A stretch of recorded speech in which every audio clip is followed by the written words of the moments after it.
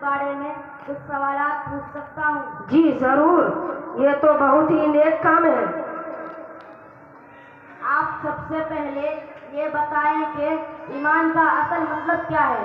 ایمان کا مطلب ہے کہ سچے دل سے اللہ اور اس کے رسول صلی اللہ تعالیٰ علیہ وسلم اور ان کی لائی ہوئی تمام باتوں پر یقین رکھنا۔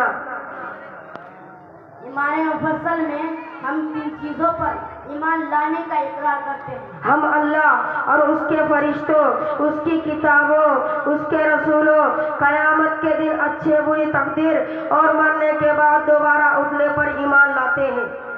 عقیدہ توحید سے کیا مراد ہے؟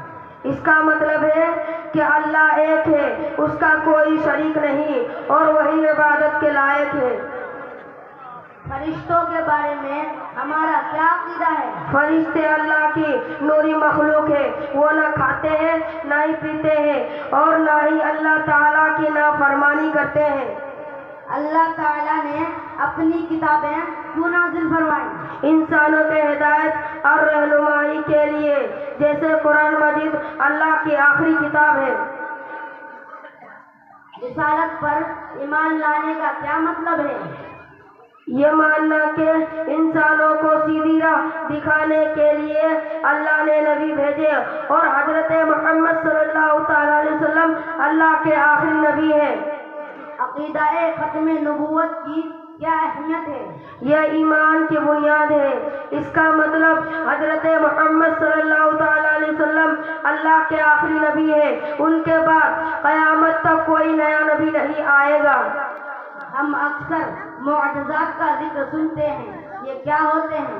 معجزہ یہ غیر معمولی سے کام ہوتے ہیں جو اللہ تعالیٰ اپنے نبیوں کے ہاتھوں ظاہر کرتا ہے تاکہ لوگ ان کی سچائی پہچان سکے، جیسے قرآن مجید حضور پرنور سرکار محمد صلی اللہ تعالیٰ علیہ وسلم کی سب سے بڑا معجزہ ہے۔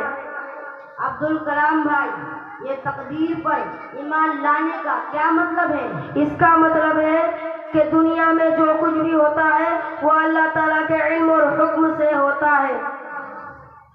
کیا انسان تقدیر کے سامنے بالکل مجبور ہے؟ نہیں، اللہ تعالیٰ ہمیں نیکی اور بدی میں فرق کرنے کی عقل دی، اس لیے ہم اپنے اعمال کا ذمہ دار خود ہیں۔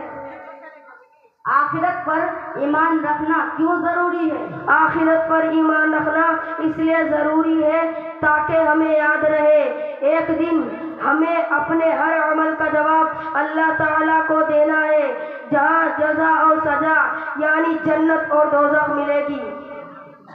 کیا ایمان صرف زبان سے اقرار کرنے کا نام ہے؟ زبان سے اقرار کرنے کے ساتھ ساتھ دل سے یقین اور عمل سے ثابت کرنا بھی ضروری ہے، تبھی ایمان مکمل ہوتا ہے۔ جزاک اللہ عبدالکلام بھائی، آپ نے بہت آسان لفظوں میں عقائد کی وضاحت کر دی۔ وَإِيَّاكَ اللَّهُ، اللہ ہم سب کو صحیح عقائد پر قائم رہنے اور ان پر عمل کرنے کی توفیق عطا فرمائے۔ آمین۔ السلام علیکم۔